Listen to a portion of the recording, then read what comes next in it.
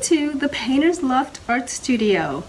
For those of you who don't know me, my name is Cindy and I'm one of the artists here at the Painter's Loft. So while we were all ordered to stay home, I wanted to take this opportunity to introduce myself, my studio, and our other team members here at the Painter's Loft. We would love to bring art into your homes by posting a couple of times a week, videos, live events, or just demonstrations of things that we do here at the Painter's Loft. And we would love for you to join us.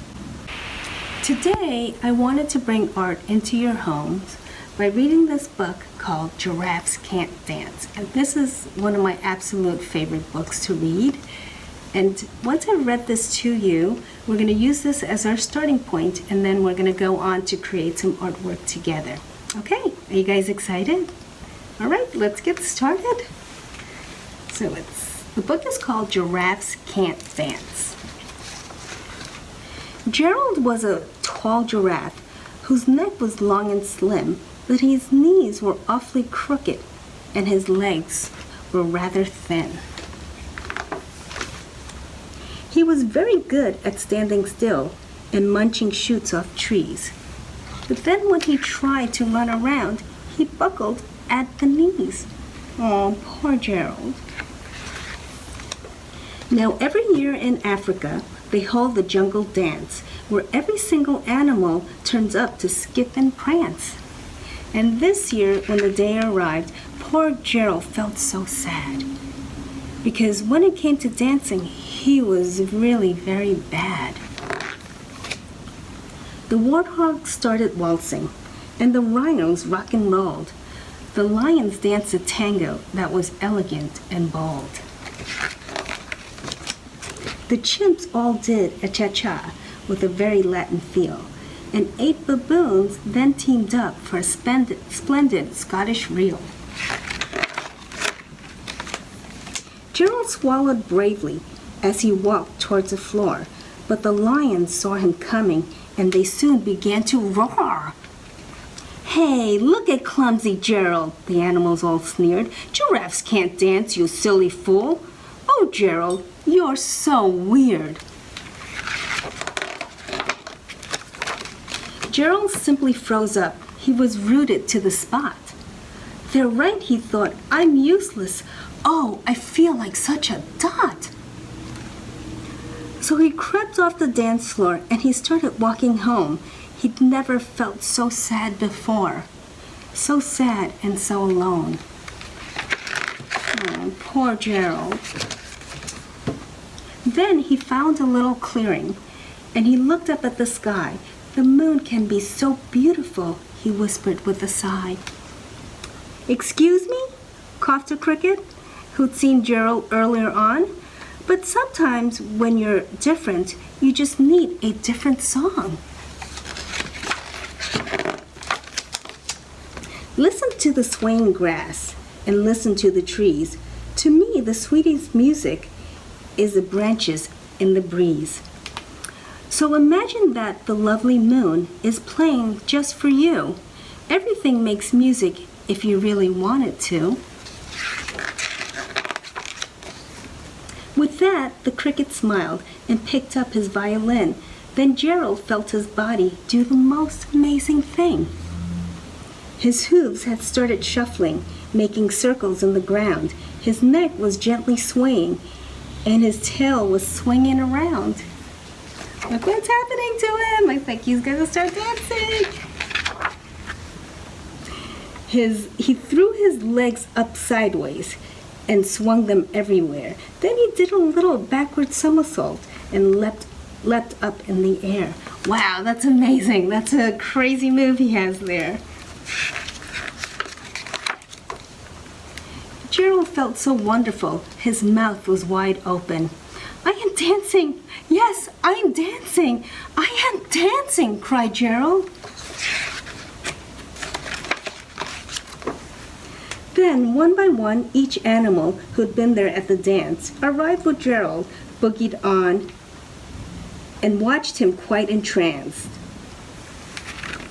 They shouted, "It's a miracle! We must be in a dream! Gerald's the best dancer that we've ever seen!" "How did you learn to dance like that? Please, Gerald, tell us how." But Gerald simply twirled around and finished with a bow. Then he raised his head and looked up at the moon and stars above. "We can all dance," he said, "when we find the music we love." Isn't that a great book? And I love the different dance moves that he has.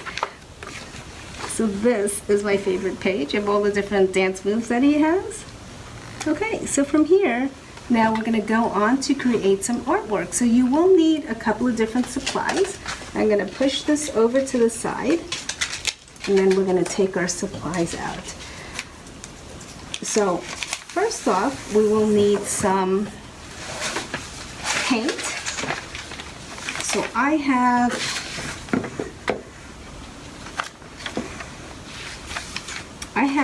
watercolors here, but you can also use acrylic paint as well. So it's anything that you have around the house that you'd like to use to create your artwork. And then you will need scissors. I have scissors here. You'll need a Sharpie.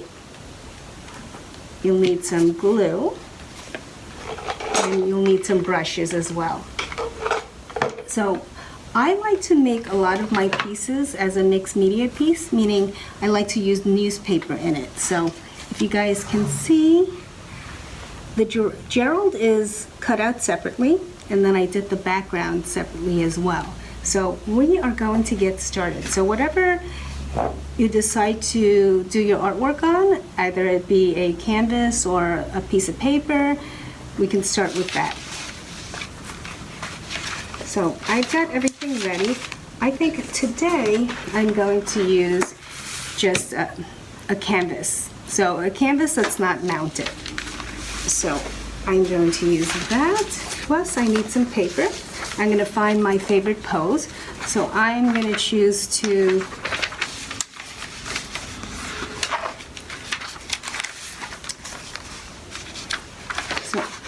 we have to draw our pose.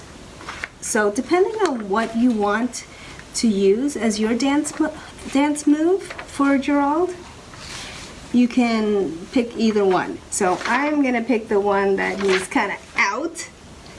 It's really silly looking and cool. So once you draw this out, I'm gonna cut mine out in newspaper.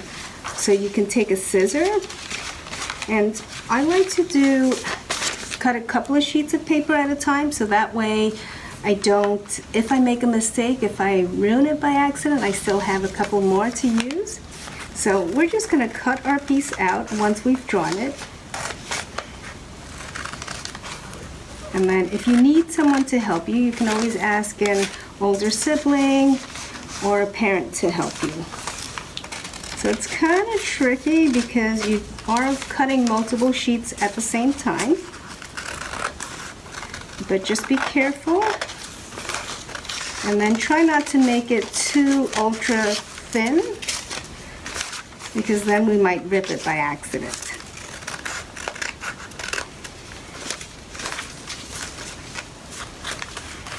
And cut his tail out.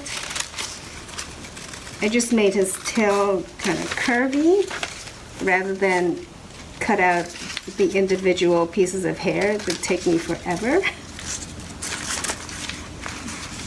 And it wouldn't look as great. So little pieces of the hair from the tail I am going to just paint in.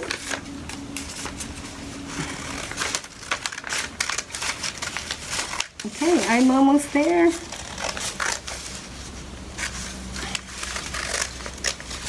Okay.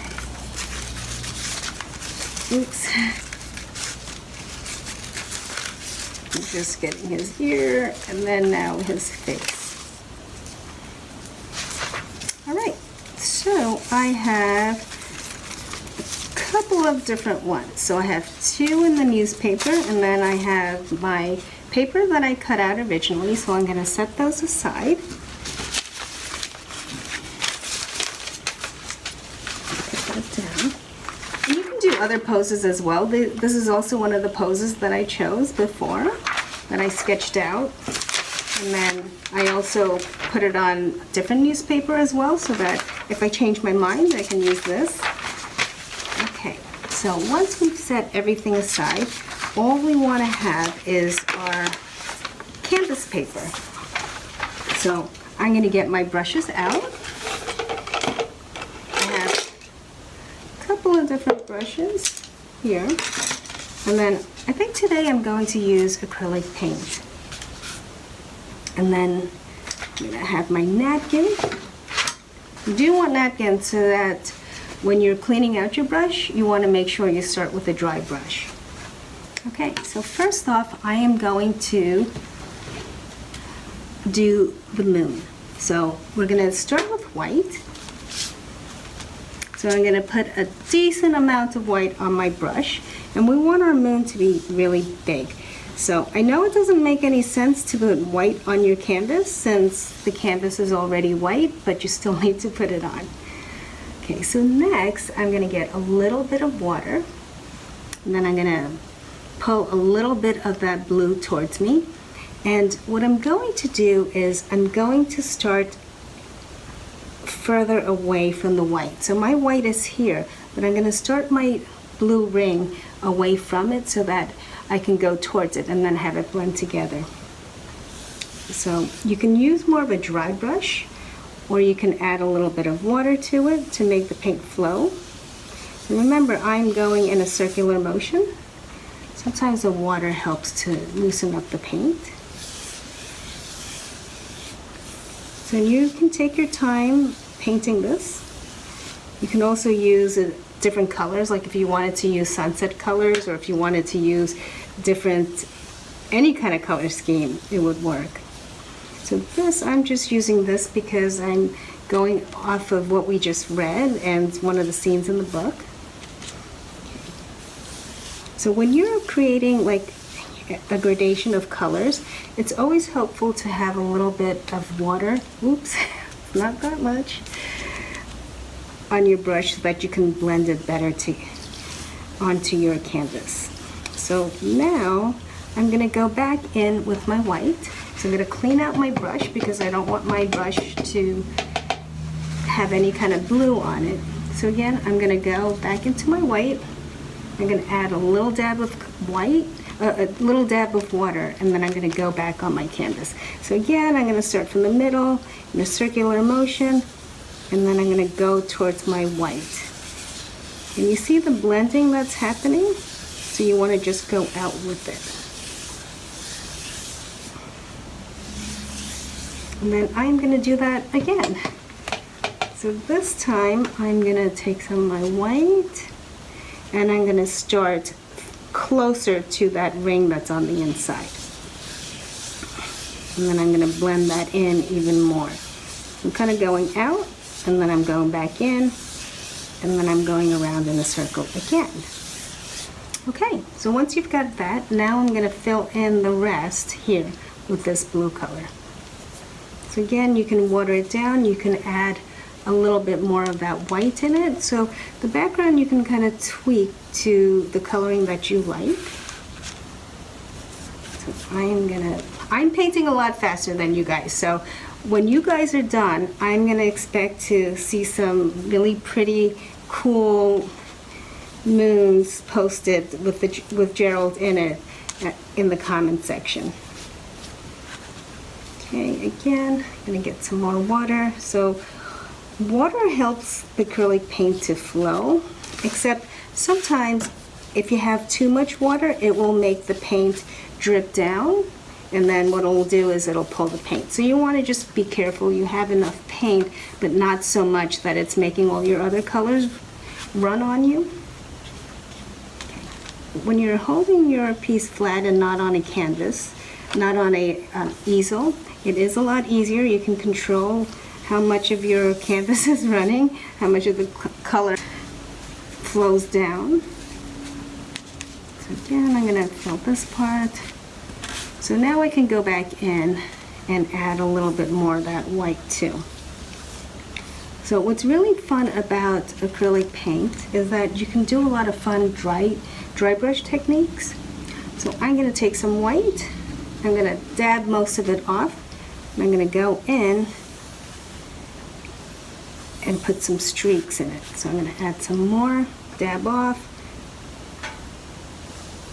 I don't know if you can see the brush strokes that are happening in there, but I love the way brush strokes look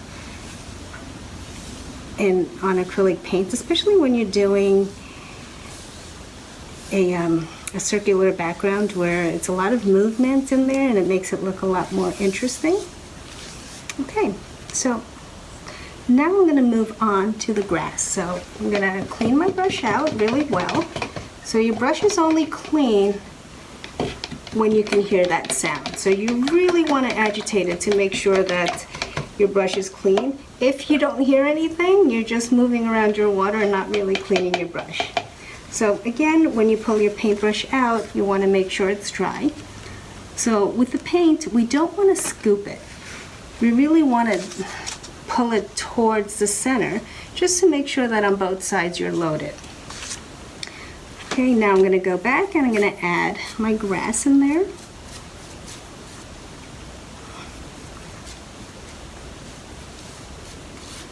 And then again, you can go back in and add a little bit more interest in there. You can add more shades. You can make some parts darker, some parts lighter. But from our purposes, this is fine. So then I am also going to put in that.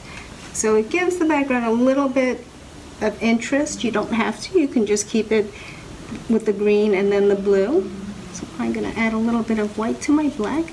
Again, I'm pulling the paint towards me so that way I'm not taking clumps of it. I'm making sure that I have enough color on my brushes. So here I'm going to hold it so that it's giving me thin lines. So it's perpendicular to the canvas. And then you're just going to draw some lines in. So you're parallel to your lines here, but your brush is going straight down, which is perpendicular or forming a 90-degree angle. So again, you can twist your arms a little bit. You can turn your wrist. I don't mean twist your arms, turn your wrist. And then you can create that mountain kind of look. All right, I'm going to add some more black.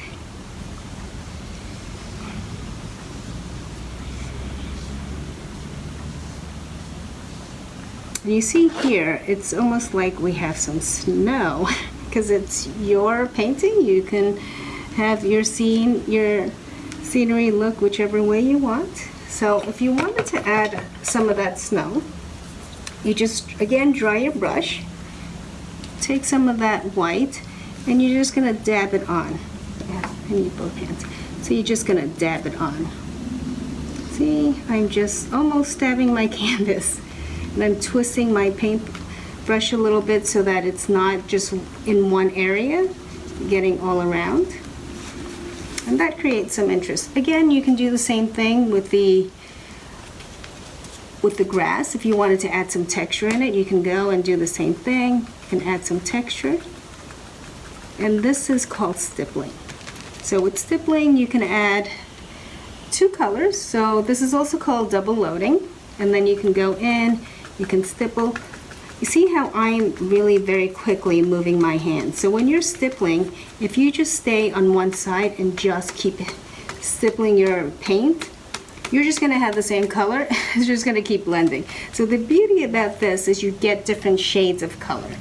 So you have some yellow, I'm going to have some green, I'm going to double dip again, and then I'm just going to hit the canvas and move my brush all around. And that will create some nice texture for you. And if you wanted to add some blades of grass, some of you guys might want to have it so that it's not as abstract. So if you don't want to do the stippling, you can take a flat tip brush here. I'm going to add a little bit of water. I'm going to get my green. So you can add a little bit of blue to your green to get a deeper green color. And then if you hold your brush, again, 90 degrees to the to the canvas or perpendicular, and then you're gonna lay it down, and then you're gonna pull out. So you can get these blades of grass.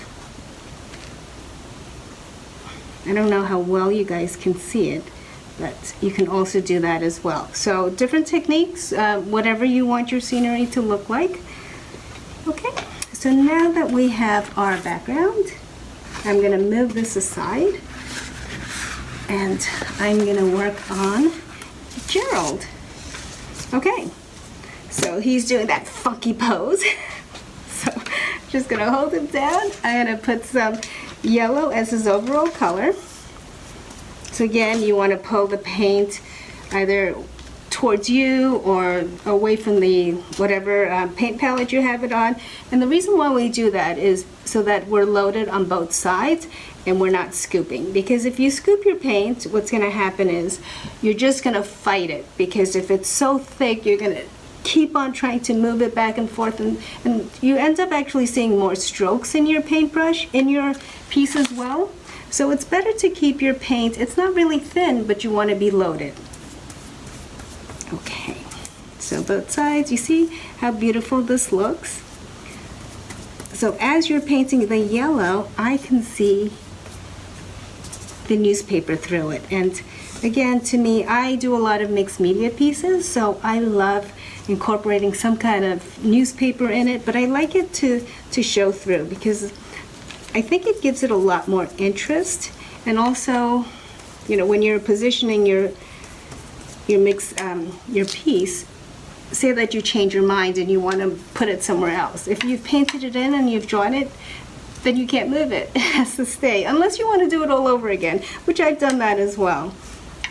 Okay, so that, it does curl up on you, so you do have to be careful. It's probably not a good idea to lift it to show, but I wanted to show you guys what I was doing.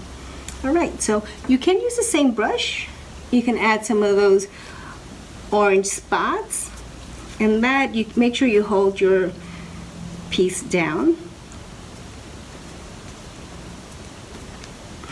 So what I'm doing is I'm just taking my brush, I'm laying it down, and I'm going to do the same thing. I'm just going to lay my brush down. So I have a brush, it's a filbert brush. It's rounded on top, and what that does is it gives you a rounded shape when you push it, when you lay it down. So I'm doing it where you see the fat side of the brush, and it's giving you a fat semicircle. So for some things you'll want it to be thinner, but for this we want to get some nice spots on it, on him.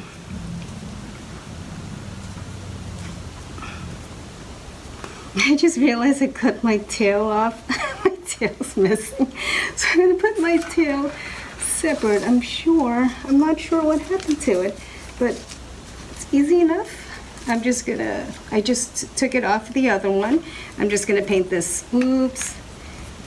I'm going to paint it yellow as well. And then when I glue this onto my piece, to my canvas, it'll still look like it's one piece. It's the beauty of doing different pieces, doing a collage of either newspapers, or you can use tissue paper, all the different things. It kind of hides your mistakes sometimes.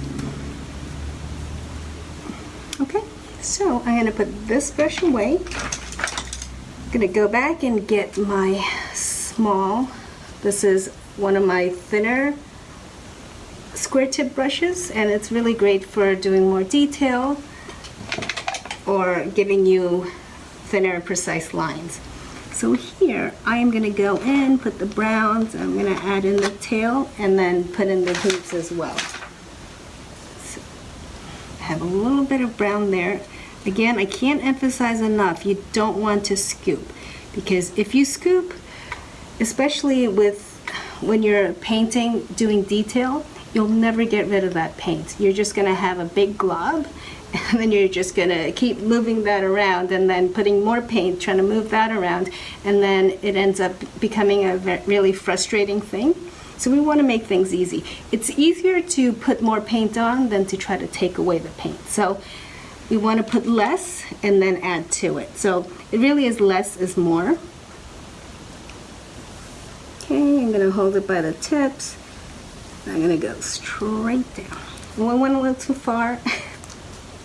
Then I'm gonna draw the hair.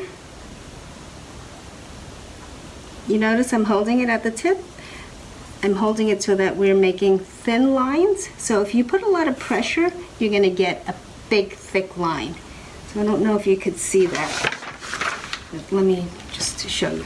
So if you're using a lot of pressure, you end up getting a really thick line.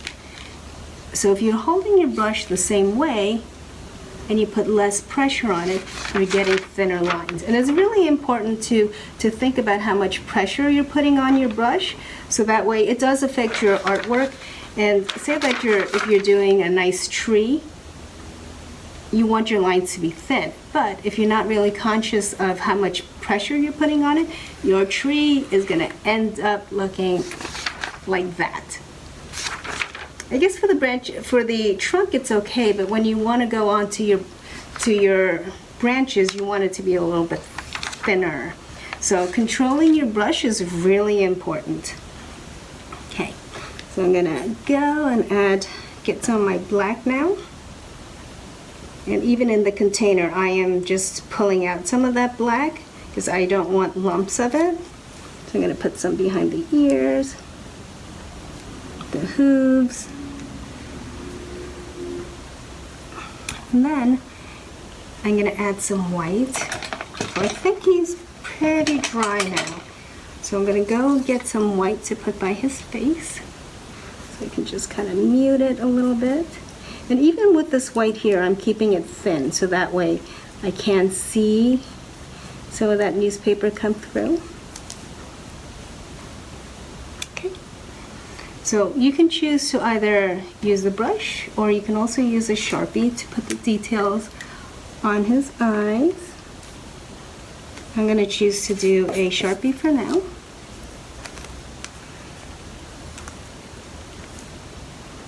And then his 2 dots for his nose. And again, you can go back, you can add more to it, you can make Gerald really colorful, you can make him dance, you can add whatever finishing touches you'd like. And then we're going to bring our canvas back. Oh, I forgot the tail.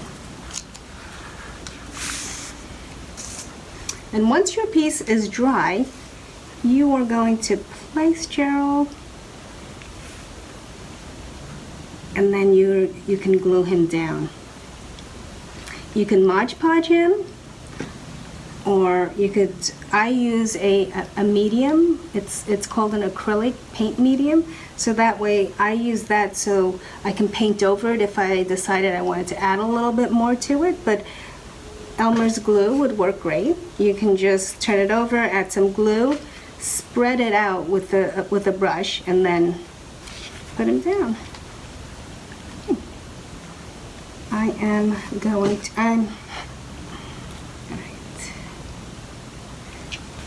I don't know how well you could see it, my piece.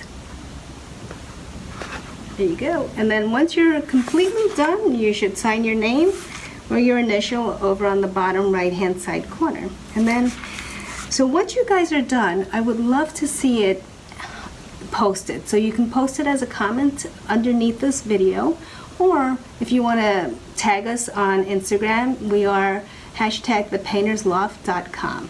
Oh, excuse me, it's #thepaintersloft. So that's it.